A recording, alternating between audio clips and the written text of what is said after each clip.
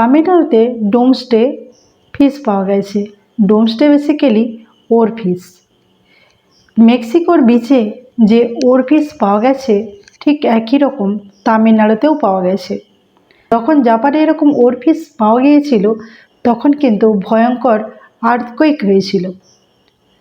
সম্প্রতি মেক্সিকোতেও সেই রকম ওর ফিশ পাওয়া গেছে। ওর ফিশ কোনো সামুদ্রিক আর্থকুয়েকের সংকেত বহন করে। সেই জন্য সকলের ধারণা এটাই, হয়তো কোনো বড়সড় দুর্যোগ আসতে চলেছে। ওর ফিশ পাওয়া যাওয়া মানে এই নয় যে ভূমিকম্প বা আর্থকুয়েক হবেই, কিন্তু বড়সড় কোনো প্রাকৃতিক দুর্যোগের লক্ষণ এটা হতে পারে।